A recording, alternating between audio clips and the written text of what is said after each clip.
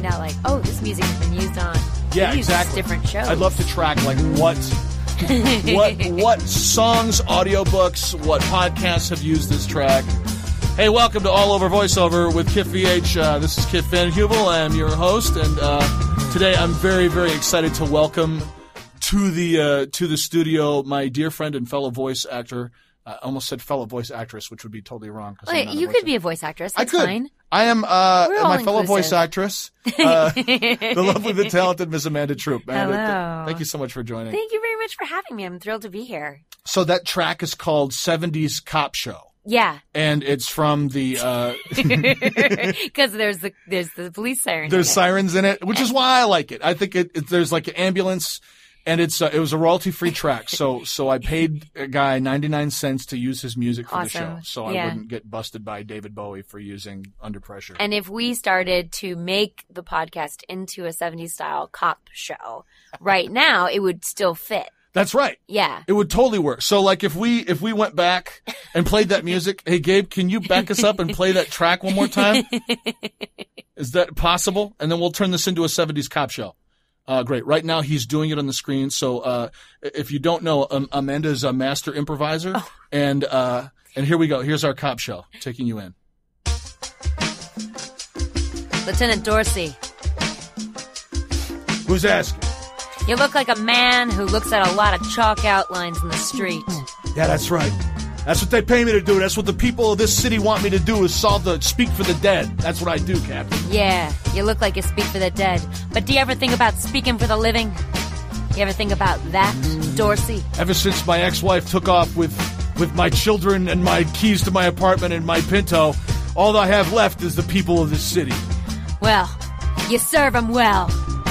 Now get back to work. Thanks, Captain. And then his sirens play out. Also, we're wearing bell bottoms. That's right. And we're both wearing mustaches that have been glued to our faces. I have sideburns. Where did you study improv? I know that you're an improviser and you do a lot. Like you're the improvised Star Trek right now. Mm-hmm. Tell me about So I found out about improv when I was in high school, and it was really like awful improv. I don't know who. It was like somebody heard about improv somewhere, and then we made a little club, and then I decided to do a fundraiser one time, and we did the worst improv show it was like a half improv, half sketch show. Yeah. We thought we were so hilarious in rehearsal. We were so bad in the actual thing. Man. But nevertheless, that didn't deter me. Yeah, good. And then when I moved out here, everyone was talking about Groundlings. So I did Groundlings for a while. Uh-huh. And I went up through Writer's Lab, and I did a couple classes in the Writer's Lab. Uh-huh. And then I actually booked a movie which is called American Vampire in America, which was a 100% improvised film. So we had an outline, and then we were doing like a very different kind of improv from like short form improv, where you're in it, you're maybe finding, not that you should ever play for the joke, because I don't believe in that, but that's where it tends to go in short form. Yep. And this movie we were improvising dramatically for story, and that, I think, might have been where I was like, oh, I really love this. There was something so magical about that film. And I met one of my great friends, Kevin Fabian, who does voiceover. He has actually done a few audiobooks and things like that. Oh, great. But anyway, I met one of my great friends through that, and we had like one of those improv magic moments where we're in the audition and we're playing best friends, and suddenly it's like, oh, we're really making a friendship. This is cool. Yeah. And so getting to like create this whole story for that film was really, really cool. And then after that, I've studied all over different places. And then of late, I've been working with Impro Theater, and they do long form genre based improv. Okay. So that's the context that you're doing. You're applying the form and doing sort of like an overlay of Star Trek. Is that right? Or is it sort of, how is that show? Like my friend, Lexi Notaballo does the Doctor Who improvised show. Yeah, that's cool. So I'm very curious about the process of assembling that. I'll tell you also, like when when I was at Second City in Detroit, we had tried to do an improvised cop show. Yeah. It was called Law and Disorder, and that's exactly what it was. There were 12 actors in the show, and like that's a lot. I had no idea what Yeah. I was doing. It was Yeah. just like, let's just try it and see what happens. And it was a mess. It was a beautiful mess. Yeah. And the best part was doing the title sequence. But the show was They can really be very hard. fun. Yeah, we're doing with the Impro Lab, we're doing film noir right now. And our intro is a lot of fun too. But you know, it's hard to distill how it works into just a couple of like sentences because, you know, I've been studying it for a while, and even the people that are in the main company of Impro, it's sort of an evolving art form. And so for me, that's very exciting to be a part of that and discovering, well, why does this kind of improv work? And when does the storytelling work? And a lot of it has to do with not doing plot, doing character relationship work until suddenly story of like comes out of it naturally. Yeah. And then when you're doing it in a specific genre, you immerse yourself in the genre. So I'm actually going to be doing the main stage Impro show at the Broad in December. We're doing we're doing Jane Austen unscripted. So that involves, of course, throwing yourself into the books, familiarizing yourself with the language, the vocabulary, the accent, the history of the period, researching Bath, researching, you know, you have to have all of these things in your mind, how to behave with your family, how to behave when you're meeting a gentleman for the first time. There are all of these things that you have to have researched in your head. Yeah. And then you have to go out there and in that context, character, relationship, history, defining the where, making everything as fully realized as you can through space work, which for people who don't know, that's like miming. Like if you have a cup of tea, you're holding your cup of tea. So you're making that as real as possible so that the audience can just think, oh, wow, here I am in Regency, England. And I am watching a real play that's never been performed before. And they're making it up just for me. So it's really cool. That's fantastic. That's one of the best descriptions I've heard of not only a long form improvisation in a specific genre set in a time period, but also an explanation as to why you need to have reference level, why it's so important that you immerse yourself in those things so that when you're improvising it, nothing takes you out of the genre that we're in agreement that we're all participating in. Yes. You know, I mean, when I teach over at Second City, a lot of it is short form based, and then, you know, we'll do like commando style, that kind of stuff where it's just get from the audience and then do a 4 minute scene. Yeah. And we'll get genres and that kind of stuff. But often if the actors don't have a strong reference level for, you take a risk of getting the audience to throw suggestions out. If someone yells out Lovecraft and you don't know anything about it, you've got to have a cursory understanding of 2 or 3 things at the very, very least. Yeah. But to really immerse yourself into that volume of preparation makes such a difference. Yeah, it does. You know, and then the audience can play with you. Right. You know? They can trust you. I mean, it's really essential that when you are on stage that you can put the audience at ease. My husband doesn't like to watch improv, but he'll watch me improv. But he says it's like watching ice skating, like you're just waiting for them to fall. And so I think that that's mostly in reference to his bad experiences with watching improv. Yeah. When it's being done well, you feel like you're being carried along and that you are participating, because really the audience is giving constant feedback to you as a performer on stage. Yeah. And like sometimes to the point where you're like, oh, I didn't realize that this was funny. Like I didn't realize, oh, they said ooh right there. I might be a bad guy now. Like so like they're constantly informing you because you're only doing half of the storytelling. Right. The other half is what the audience is laying onto your performance. They're watching you walk across the stage and look at something and they're going, she's thinking about, you know, that guy that she's in love with, or he's thinking about getting revenge. And so suddenly they're part of the storytelling, and And it's an aspect of performance that I just can't get enough of. And that when I've done plays, I like to try to bring that in with me too, to feel the audience and say, okay, we're doing live theater. So that means you're participating. I'm participating. Like we're making the magic.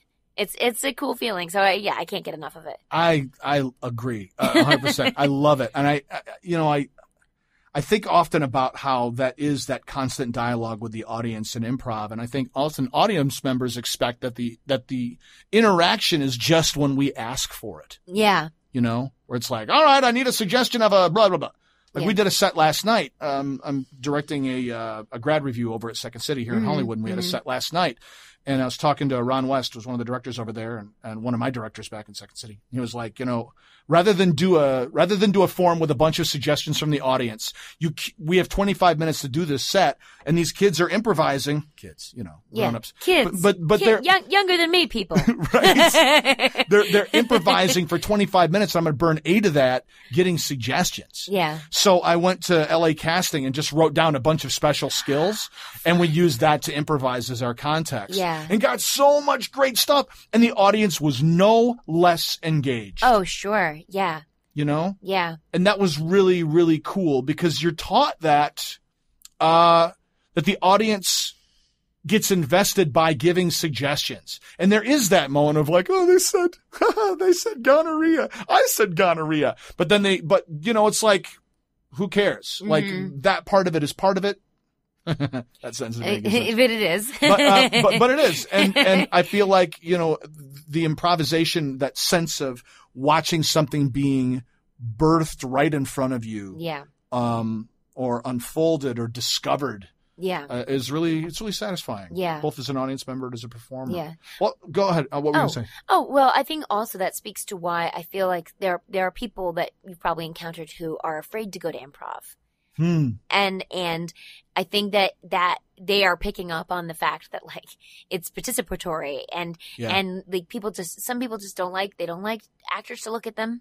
They don't want to be involved. Yeah. And I think that the core of it is that they might not look at you, but your energy's in the room. Yeah. And that helps build the show. And how cool is that? I mean, that's true alchemy. That's something, when we go and we perform and we put our voices down and our performance is done, that's one kind of acting, one kind of magic. But like when it's that ephemeral, you're never going to see this again, we made this together kind of moment. Yeah. I just love that. I love it. Love that.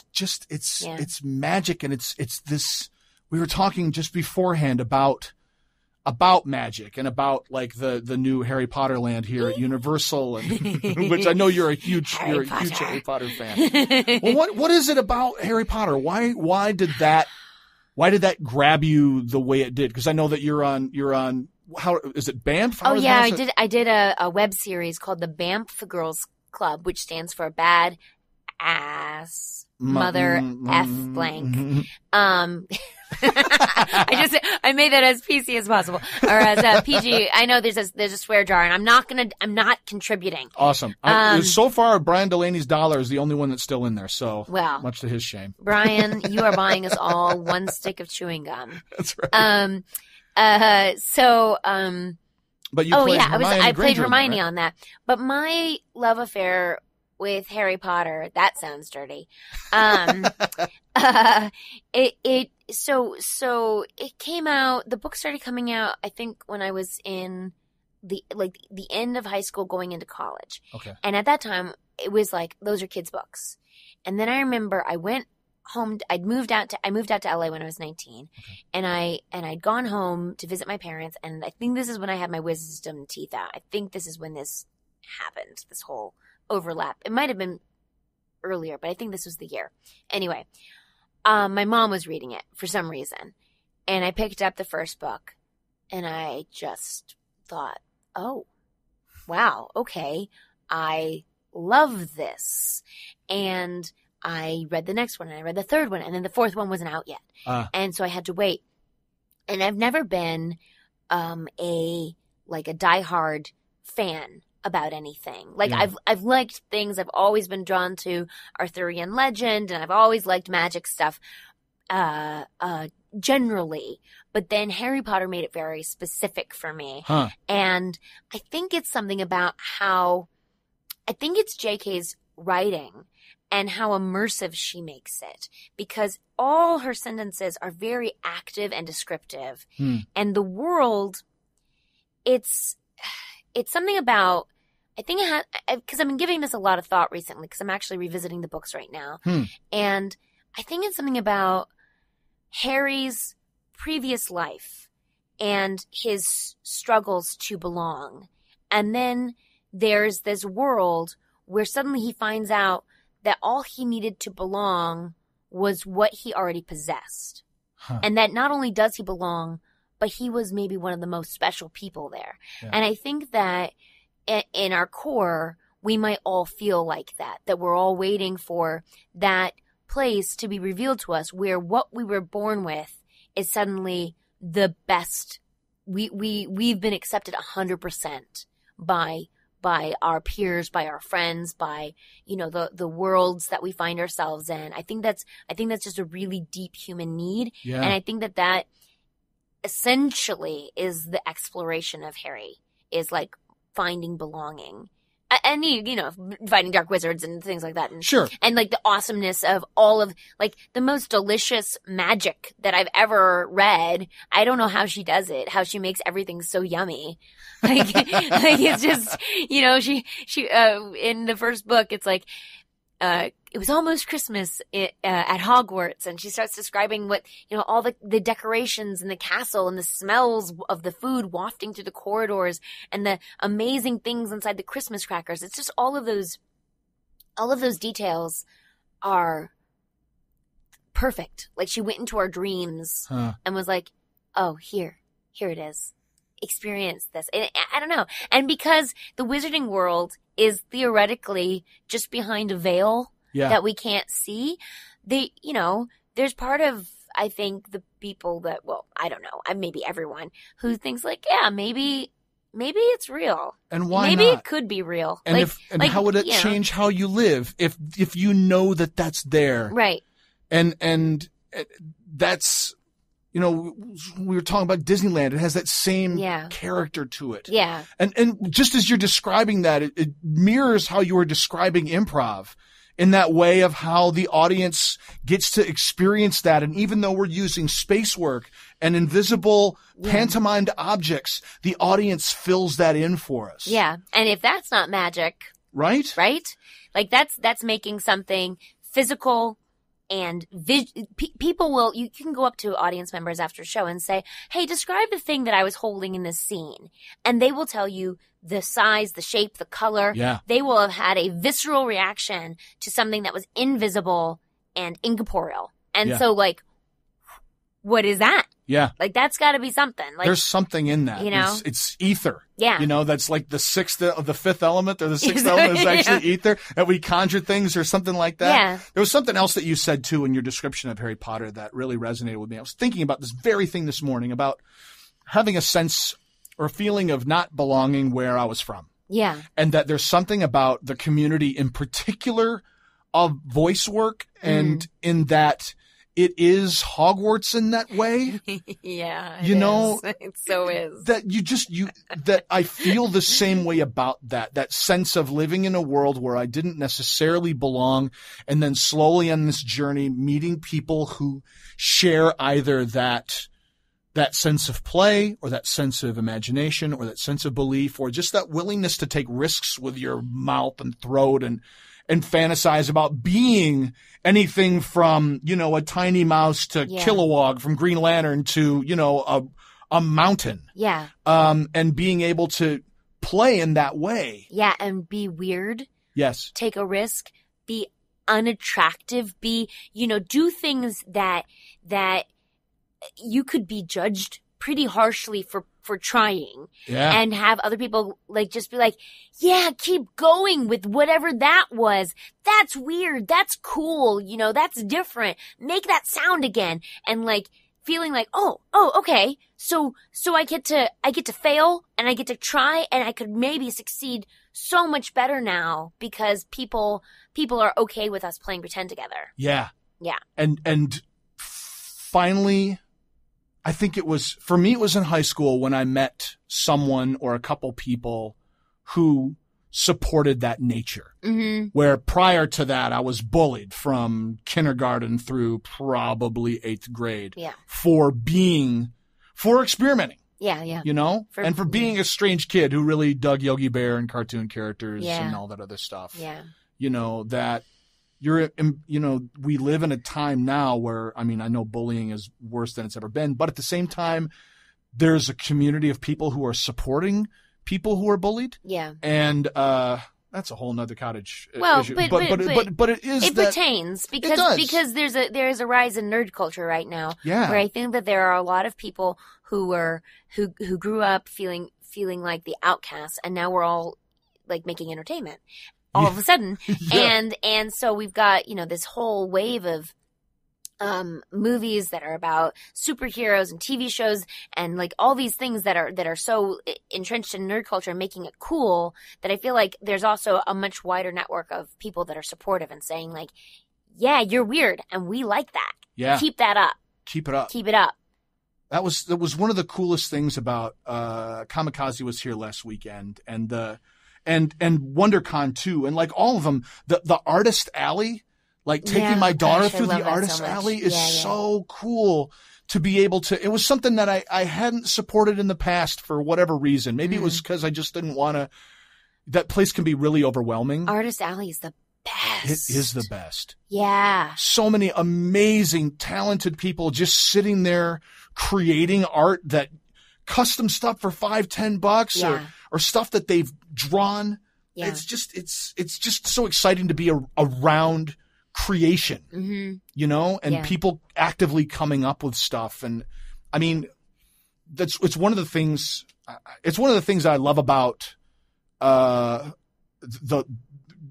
getting to know you, getting to know Chris Cox and Rachel and just everybody in that we are creators in that way and drawn to this place. And we've been collected in this little office. And sit there and talk about, what we're doing in our lives, but also talk about what we're doing outside of our creative lives and then go into this room by ourselves and create something. Right. Tell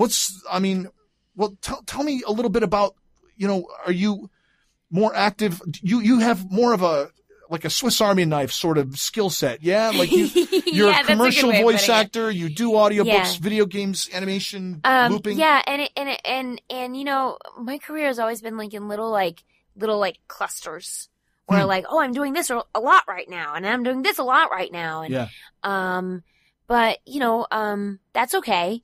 So what do you, this year, I was very excited to be a part of 2 Batman movies. I mean, come on. Yeah, that was very thrilling. We recorded those actually the previous year, 2014. But I originated a character in the Batman universe. And she's not a huge character, but my goodness. I mean, that was like so exciting for me.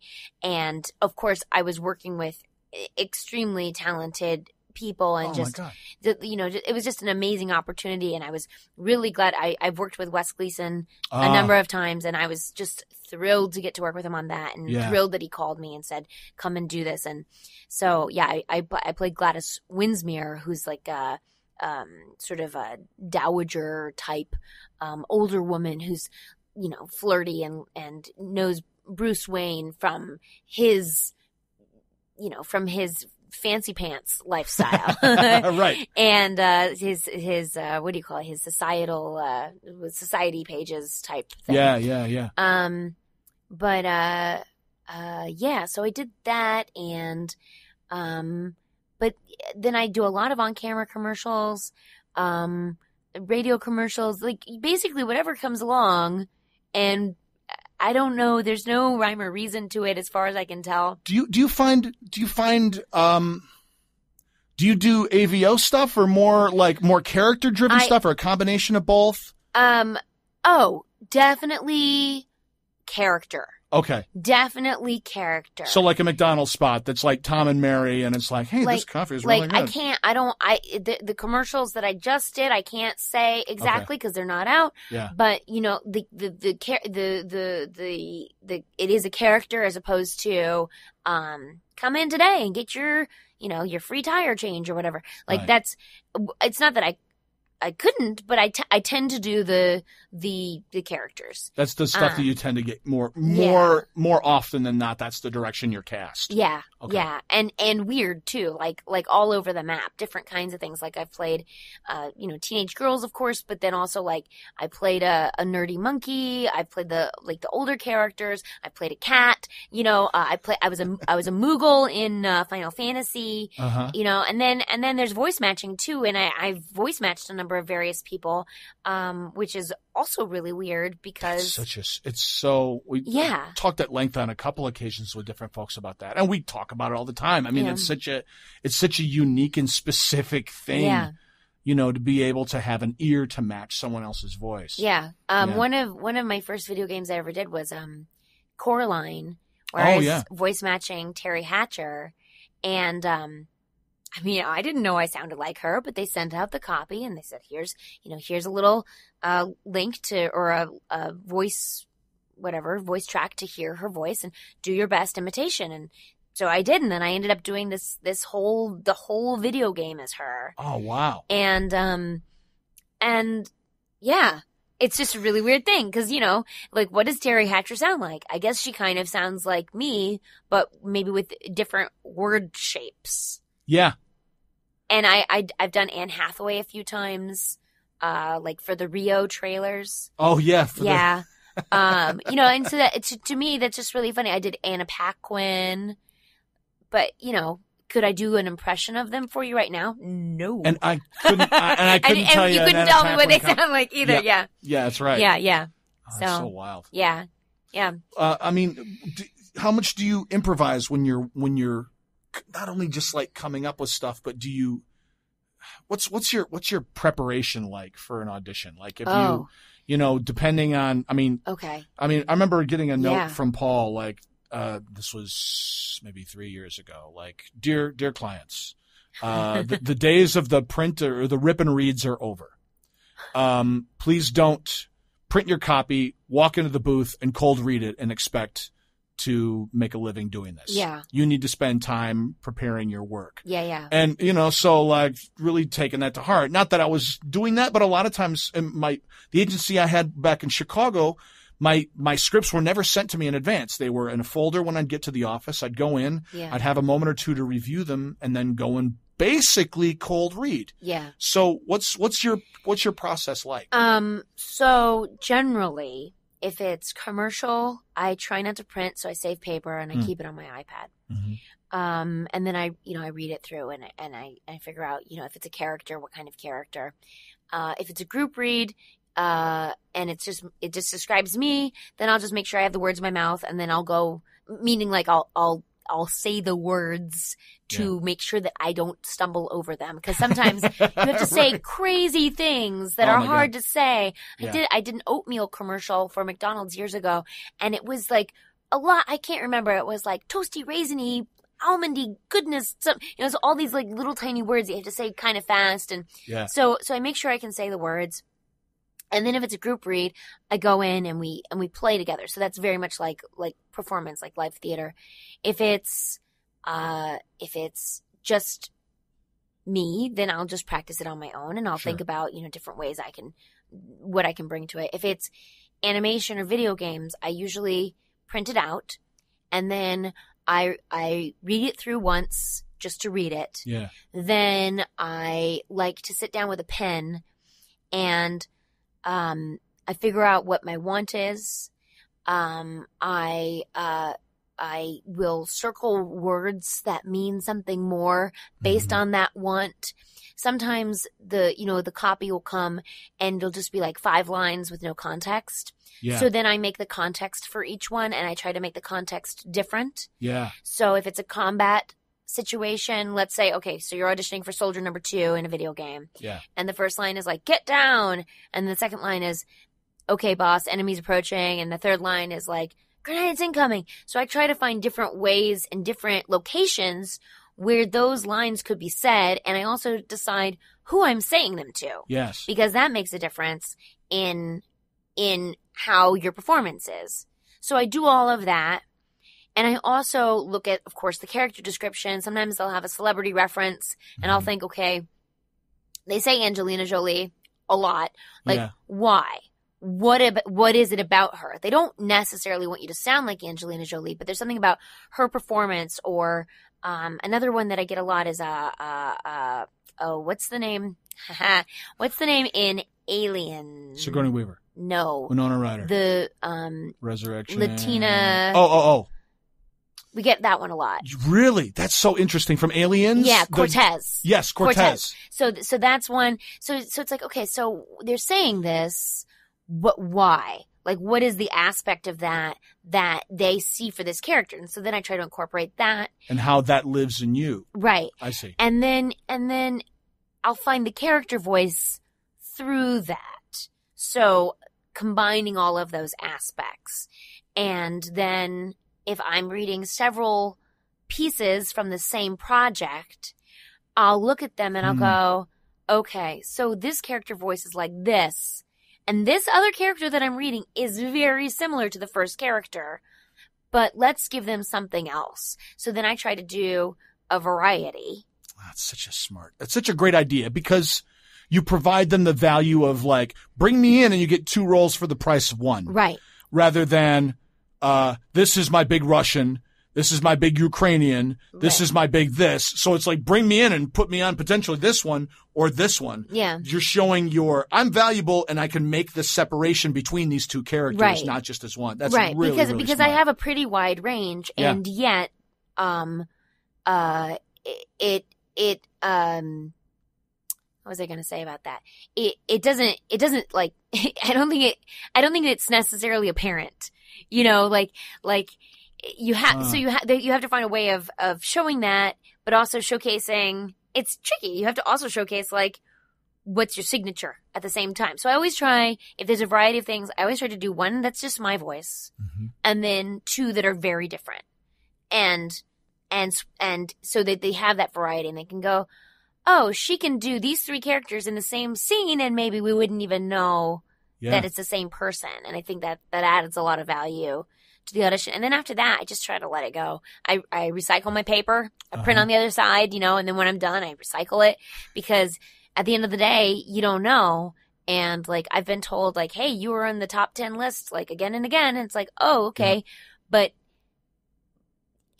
like, when you finally get cast, why? Do you know why? You never know why. You never know why. So you just have to be like, oh, good, I got this one. Or, oh, I didn't, but I got to act today.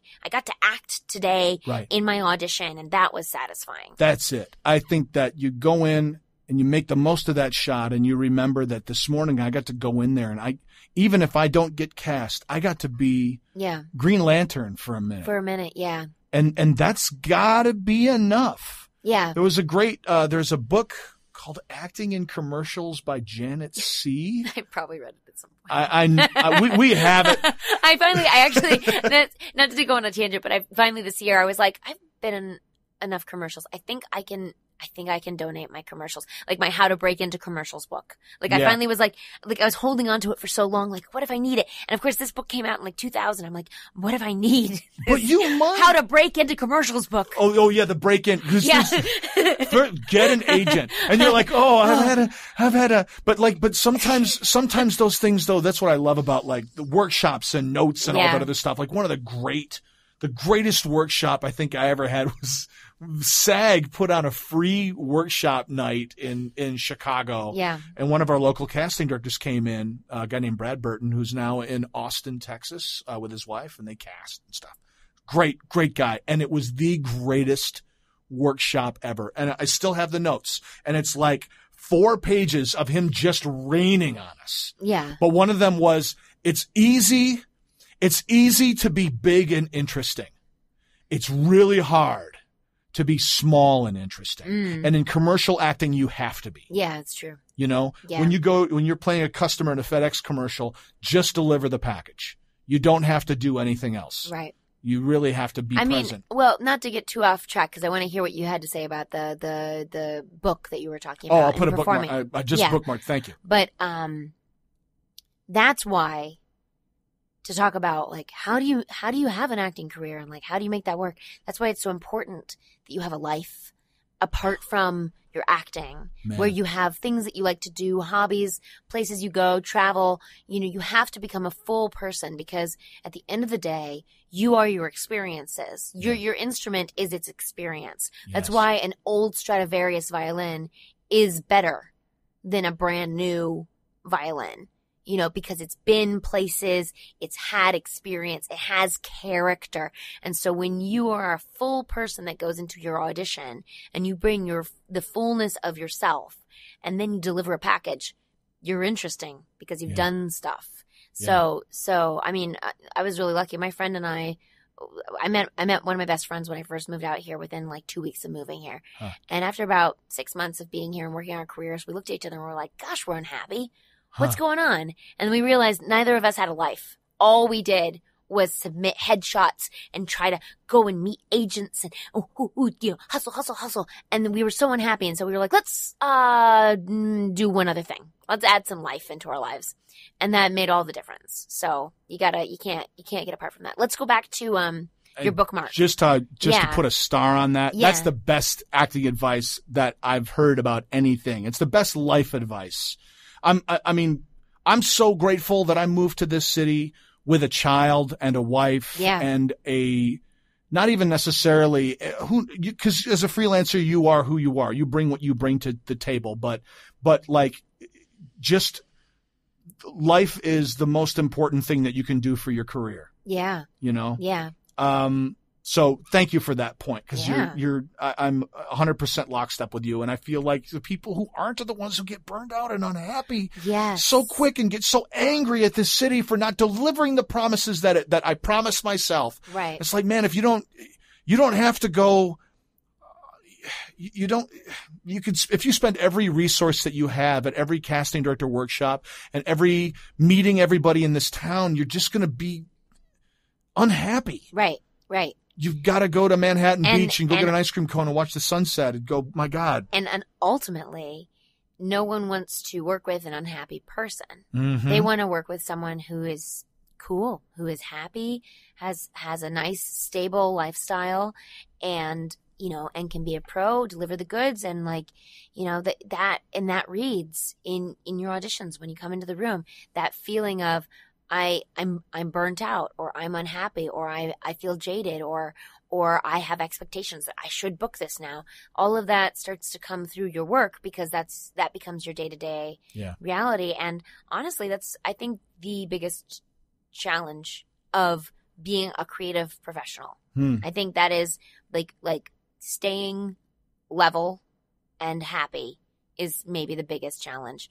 You know, I think there are a lot of other components, but if you can get over that one, and if you can't, that is really important too, because the job, at a certain point, you're like, oh, hey, I'm making my living from acting. I did it, but I'm not a star, and I'm not necessarily working all the projects I want to work on. So now I'm just in the process. And so your job becomes the process. And like you said, enjoying your auditions. And just going and showing up and being like, okay, so I don't need more success. I can continue at this level of success.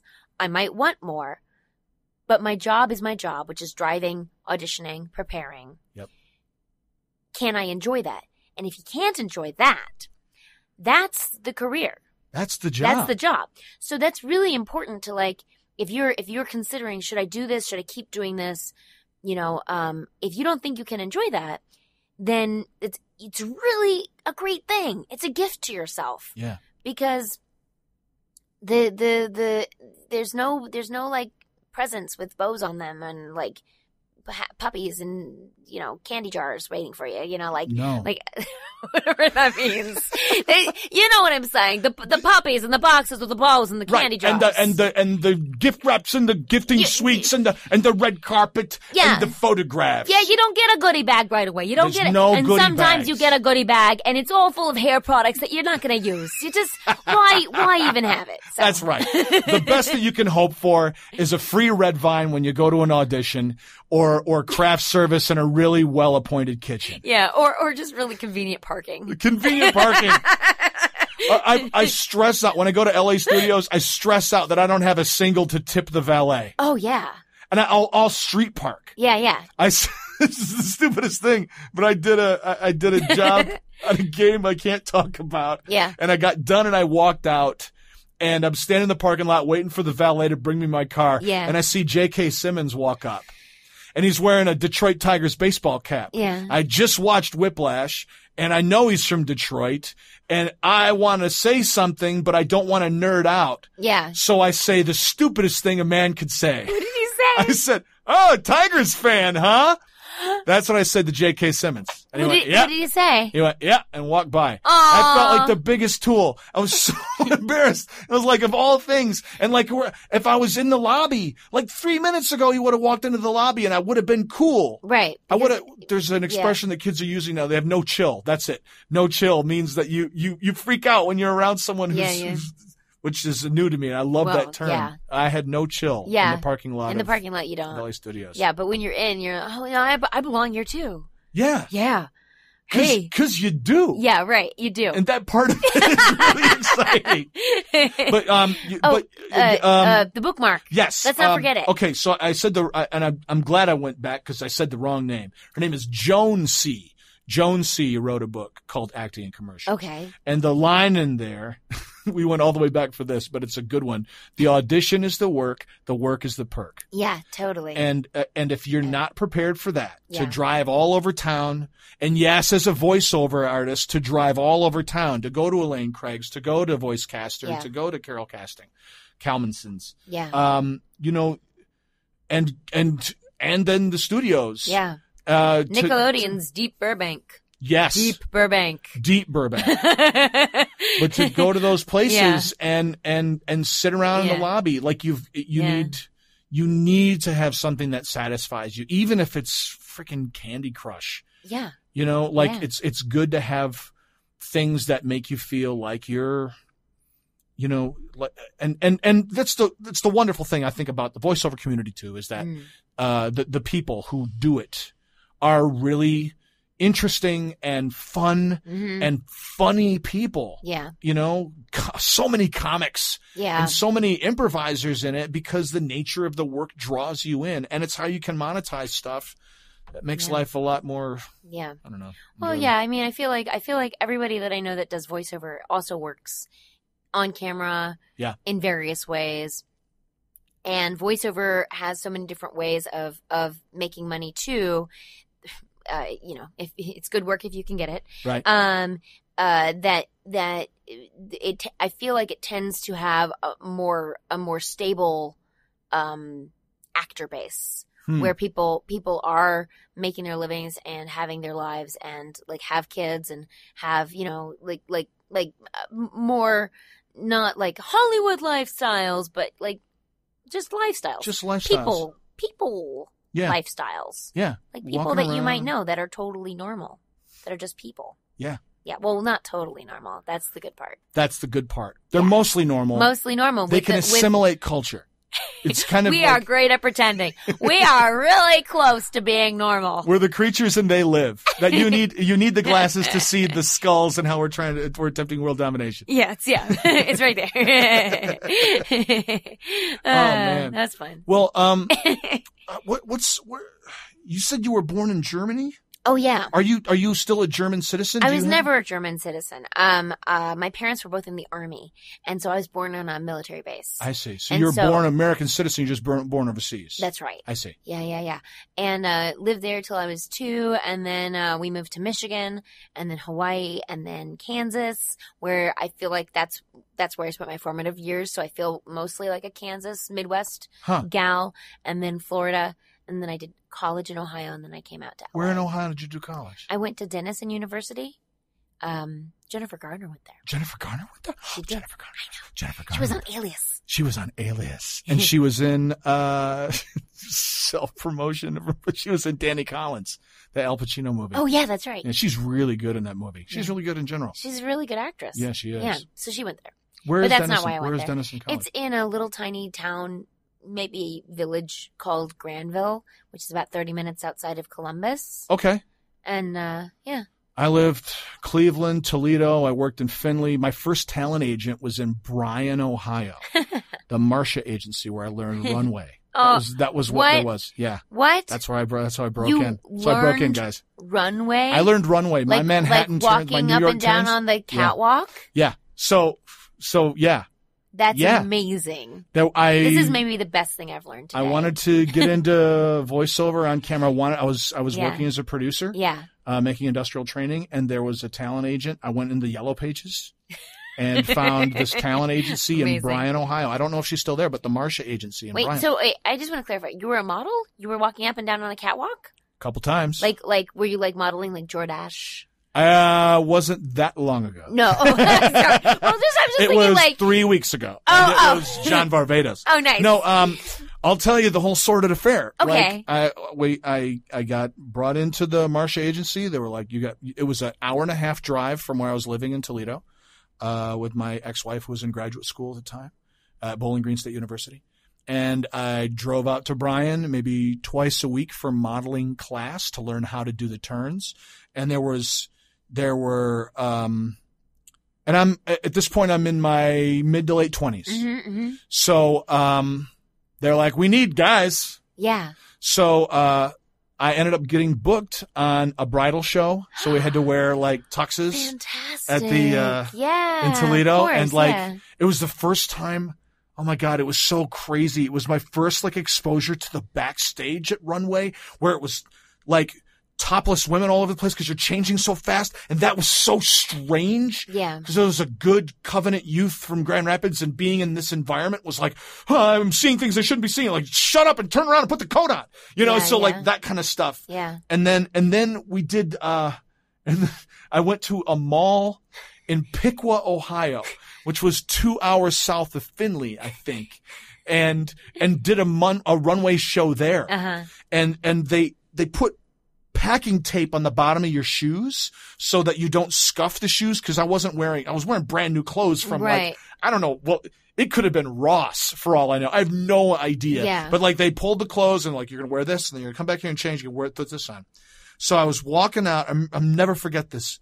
I walked out on this runway. There's like 8-9 people stand there in this courtyard of a mall. And I do my turn and the tape comes off my shoe. Oh no. And that's still on the runway. Oh no. So I'm like, doing my runway walk, and I get off stage and I change my clothes and the tape is still out there. Oh no. I'm like, well, what? Someone's she's going to drag it through her dress. So I go out there and on my next pass and I bend down and I grab that tape and I pick it up and walk off stage. And the girl I'm walking down was like, what are you doing? I was like, I'm sorry. It was going to get caught on never worked again. You're kidding. Swear But to you God. know what? That moment showed your future to you, because that's what a good improviser would do. That's and a right. good theater professional A good theater professional would get that off of there. Because no audience can sit there looking at that piece of tape. They're not going to watch the fashion show if that tape is on the stage. That's right. They are not going to see it at all. That's right. So good job. Thank you very much. I'm proud of myself for being You chose the path less traveled by. You picked up that tape and you jetted off to Los Angeles. That's right. Yeah. Or Chicago, I should say. Yeah, it was Chicago, it was before I started working in Detroit, because Oh, Detroit is wow. really where I started my, Yeah. I joined the Screen Actors Guild in 2000 in Detroit. Oh, wow. Okay. So it was prior to that stuff. It was all like, I did an industrial video for some company where it was one of the horrible, really graphic safety videos. Oh, no. Have you ever done one of those? No. So like I remember my dad worked as risk management at a mental institution when I was growing up in Grand Rapids. And he would get sent 16 millimeter films of like accidents in the workplace.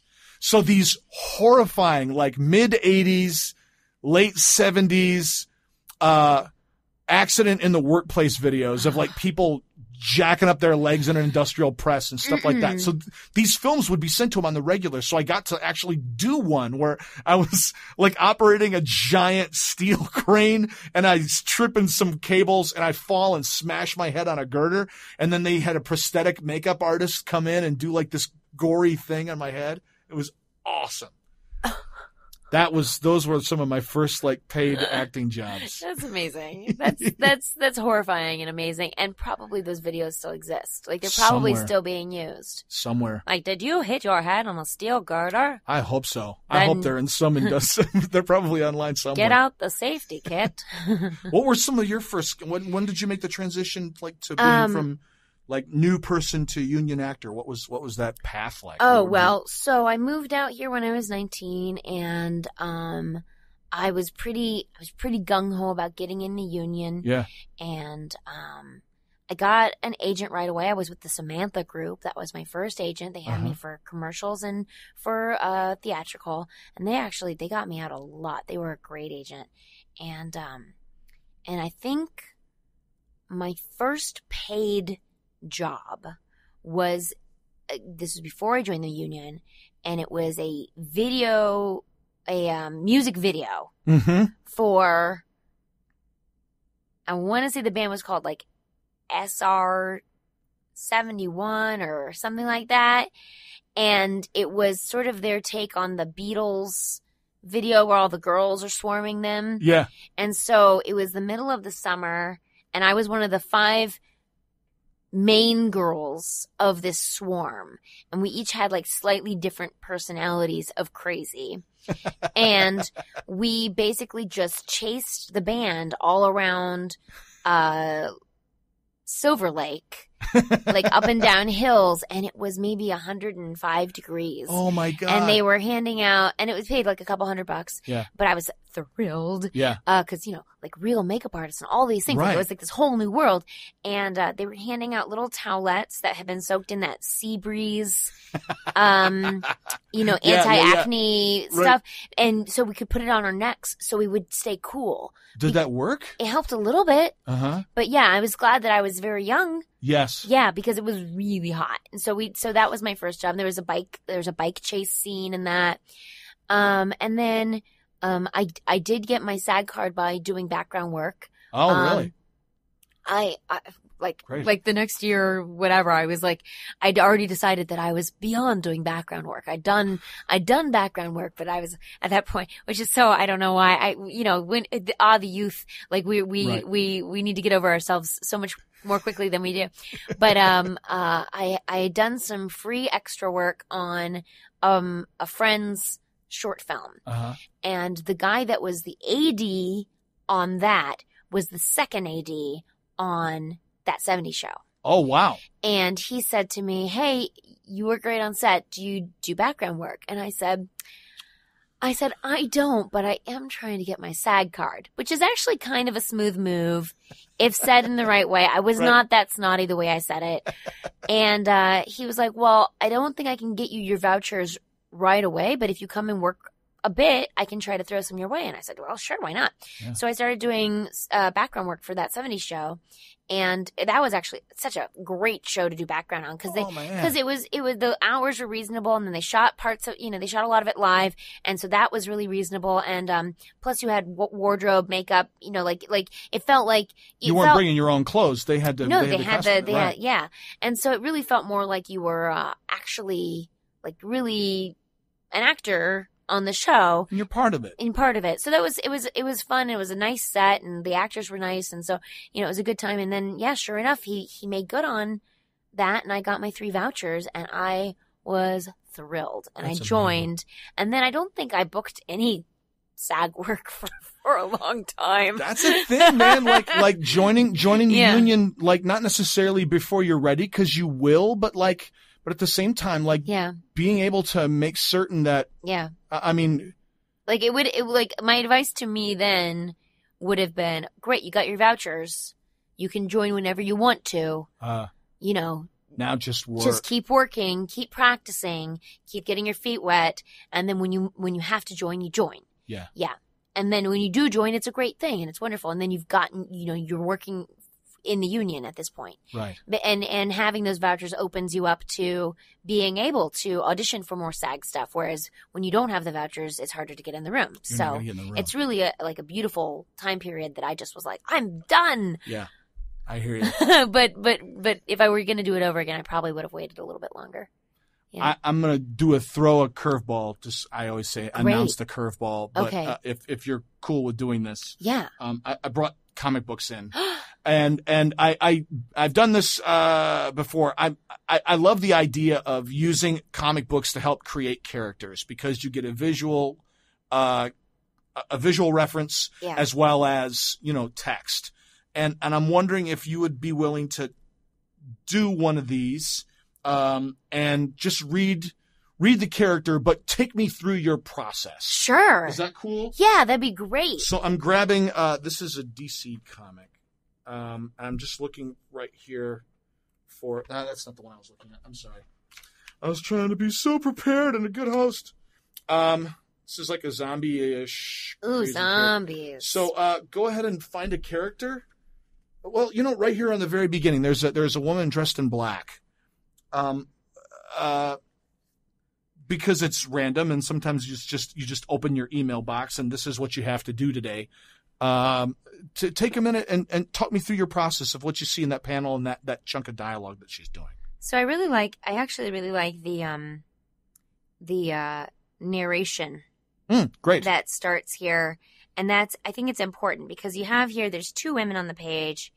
There's a haunted house type old Victorian building. There's blood on the door. There's police tape.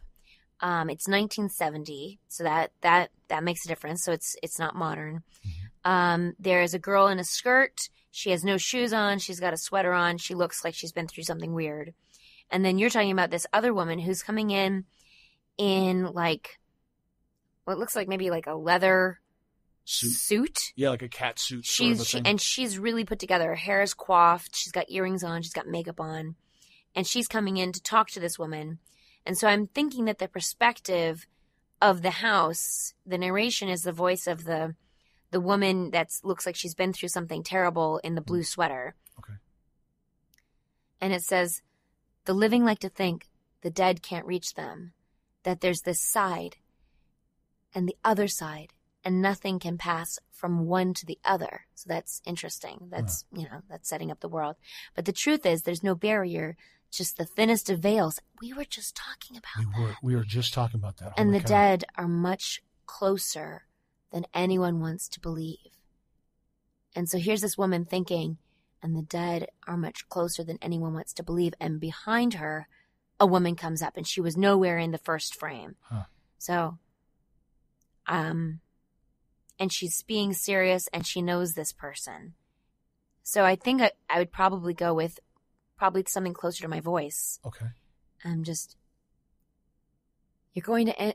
So, okay. You're going to end up in the bouncy house. You keep running off, Lorelei. And then Lorelei, what? The rubber room? You're never getting out of Barclay. Why spend your life trapped or strapped to a mattress in solitary? So she's trying to reason with her. And then the other girl's, she's on the edge. You're going to be right beside me, Ellie. You just act like you're not crazy. But you are. You've got snakes in your belly. Just like me. So I would do a contrast. So the one character would be, she's nuts and the other one's stable. So I'd probably just do a really stable, straightforward read for the woman in the black jumpsuit. But I would also want to find out, why does she have a black jumpsuit? Uh-huh.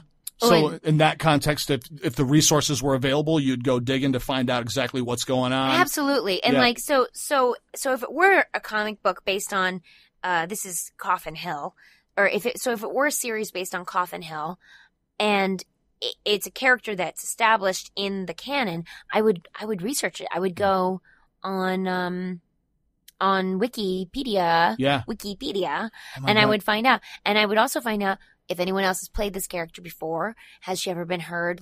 What's her relationship with Lorelei? And it sort of sounds like maybe both of them are from some kind of institution, even though one looks like she's put together and the other one's not. So does that mean they're both crazy? What does that how does that input the voice? Yeah. Or, input the voice. What does that influence? Yeah. How does that inform the voice? Yeah. Is that so the next page is crazy. There's lots of blood gross things. It's horribly gross. But that's so it's really not only interesting to hear, but you talked earlier about this is the nature of your life. Yeah. This is what you do. Your performance opportunities are actually what you go and do when you go to sit in front of Scott and Steve and do your auditions at CESD or do them at home. But that is the job. Yeah. And beyond that, who knows what happens. But you have to do that level of preparation to know what you're going to walk into so that you can put yourself and put your best foot forward when you go into any given audition to show the producers and the writers and everyone at the network that you're the right voice for this. And not only have you done the legwork on it, but I'll give you a lot more. Yeah. Yeah. That's great. Yeah. Thanks. Awesome. This is fun. I would read comic books aloud all day. We should do a podcast where we just read a comic book. I love it. I would love to do that. Well, I'll talk with you offline about another project that I'm doing with my buddy Brandon Eels from Chicago called Reading Aloud. Oh, neat. Where we do short stories. We narrate short stories live that have been written and submitted, and I've directed a couple and read some, and Sherry's done some, and Brian Delaney just did one. Oh, fantastic! It's really cool. Yeah, it sounds so fun. Yeah, it's wonderful. Dude, I could talk to you all day. Yeah, this was really great. Thank you so much. Oh, my pleasure. Thank you so much for coming in, Amanda. Yeah, Amanda Troop. How can people find you? Oh, so on Twitter, I'm Amanda_Troop. And on Instagram, I'm at Troopygram, TROOPYGRAM. And I just got into that, so don't expect anything fantastic. And my website is amandatroop.com. There's samples there, right? Of your voice, your reels. I've got all my reels on there. I have a number of reels. I have a creature demo up there, which I really love. Wow. I don't know if you have a creature demo. I've been working on a creature demo, and I'm getting hung up on just the edit because I'm sitting here making all these noises, and then I've got to filter through going, is this good? Yeah. And is this noise different from that noise? No. But I want to, ultimately I want to give my agents more arrows to put in their quiver so that if the opportunity comes up to do some creature work. Yeah. So I love doing ADR. Oh, sure. Yeah. It's so fun. And the reason I'm just spending a second on the demos is the questions I've gotten from people that are trying to get into voiceover is what do I do on my demo? And it's like, well, you can have a lot of demos. Yeah. So I have a lot of demos up there now. I have I think I have 3 audiobook samples. I've got creature, animation, video game, and commercial up there. And I also have my very first demo, which is interesting to listen to as well. Yeah. So yeah, if you go to my website, that's all up there, and samples of my acting on camera work and things like that. So awesome. yeah, check it out, and listen to this podcast. Yes, get some good info about acting in the biz and the world of VO. I hope so. Yeah, and you can follow us at All Over VO on Twitter, and also on Facebook / All Over VO is our address. And if you enjoy the show, please, please, please give us a star rating, whatever you feel like we deserve, and write a little review. The little reviews, the little moments you take make all the difference for us in terms of being able to let other folks know about it. And man, thanks for spending some time with us. And we'll be back again next week with more fun and more excitement. And Amanda, thank you again so much for joining us today here. Thank you. Thanks. Thanks a lot. Peace.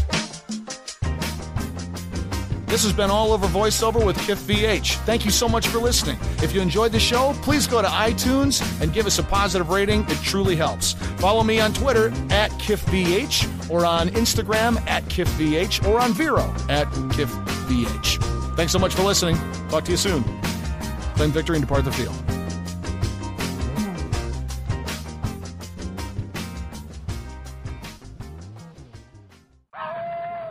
Werewolf? Yeah,